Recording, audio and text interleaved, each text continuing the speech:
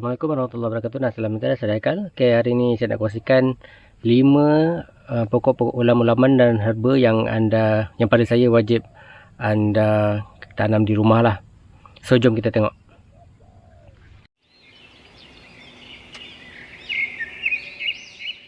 Okey, pokok yang pertama pada saya adalah pokok kesom. So pokok kesom ni memang mudah untuk tanam dia dan melalui keratan batang dia. Sebelum ni saya ada buat video dengan cara macam mana untuk tanam pokok kesom ni. So anda boleh tengok video tu. So mostly anda just patahkan ataupun gunting ni.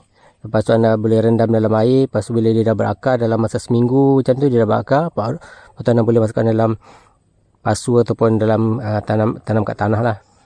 Okay, ni saya punya pokok kesom. Okay, pokok yang kedua yang saya rasa perlu anda ada dekat rumah adalah pokok ulam raja. So, pokok ulam raja ni memang yang antara yang saya suka dan memang sedap kalau makan bersama kari ke, makan bersama apa lagi, asam pedas ke pun boleh juga. Cicah dengan sambal. Ni pun okey. So tips untuk tanam pokok ulam raja ni mudah je. Anda just tanam melalui biji benih dia. Biji benih dia nanti pasti saya tunjukkan. Dan mostly kalau anda nak pokok ulam raja ni bertahan lama, anda kena rajin makan lah.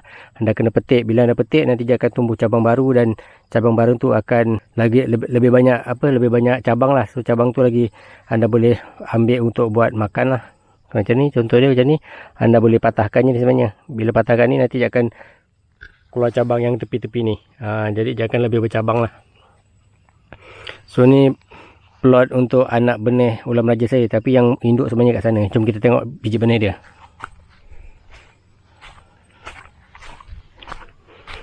So ini pokok ulam raja yang dah lama. Bukan dah lama lah, dah tua. So ni anak benih dia. Saya just ambil di sini, lepas tu saya campak je kat sana tu. Ni ada banyak juga ni. Ni biarkan je, nanti dia akan, bila dia gugur dia akan tumbuh kat bawah sini lah. Ataupun boleh ambil, lepas tu boleh tanam dekat pasu ataupun dekat polybag. Sebelum ni saya ada buat juga video berkenaan dengan cara macam mana nak tanam pokok ulam raja ni. So anda boleh tengok video tu. So kita pergi ke ulam yang seterusnya.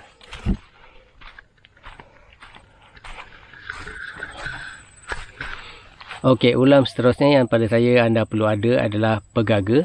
So pegaga ni saya tak sure ramai tak orang suka, tapi bila sebelum ni saya pun tak makan sangat pegaga ni, tapi bila saya dah rasa je okey, tak pahit lah. So boleh dan sedap makan dengan sambal juga. Selain daripada ulam raja, pegaga pun boleh digunakan ataupun boleh buat ulam jugalah. Dan tanam je pun sang. Sebelum ni saya ada terangkan dengan cara macam mana nak tanam. So anda boleh tengok video tu juga. Ni contoh yang saya tanam dekat polybag lah. Bila dah banyak, baru saya tanam dekat tanah ni lah.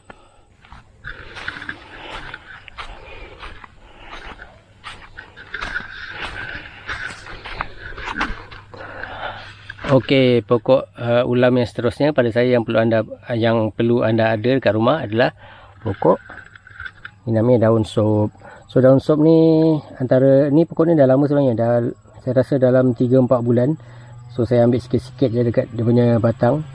Bila nak guna just ambilkan beberapa pelepah, lepas tu boleh masukkan dalam sup ke, nak makan begitu saja ke, sebagai drizzling ke, sekatilah nak guna untuk apa. Tapi macam tu lah, saya ambil beberapa pelepah je untuk digunakan lah. Tengok ni pun dah banyak sangat. Kan bawah ni saya ambil, daripada bawah ni sampai atas ni dah ambil beberapa kali lah. So setakat ni ada 5 pokok lah. So ni adalah pokok keempat yang saya rasa antara ulam yang anda perlu ada lah dekat rumah. Dan seterusnya yang kelima.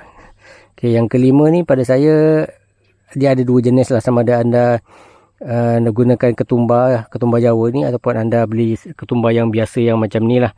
Cumanya ketumbar yang macam ni dia agak susah sikit nak tanam.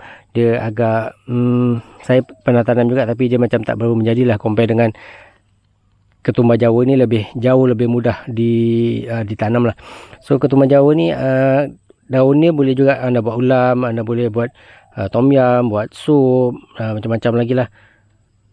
Bukan daunnya je, malah akar dia. Tapi bunga dia jangan buat makan pula. Saya rasa tak tahulah boleh ke tak, tapi setakat ni saya rasa tak ada orang gunakan dia punya bunga ni lah untuk masukkan dalam makanan.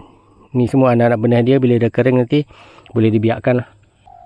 Okey, itulah 5 ulam yang pada saya anda perlu ada kat rumah. So anda boleh jadikan sebagai ulam laman semasa anda menjamu selera. Dan dalam masa sama dia meningkatkan, dia banyak juga khasiat-khasiatnya yang anda boleh manfaatkan lah. Okey, itu saja. Saya juga ada apa-apa soalan, masukkan komen. Dan boleh nyatakan ulam apa yang anda paling suka di kolom komen juga. Sampai jumpa lagi. Assalamualaikum.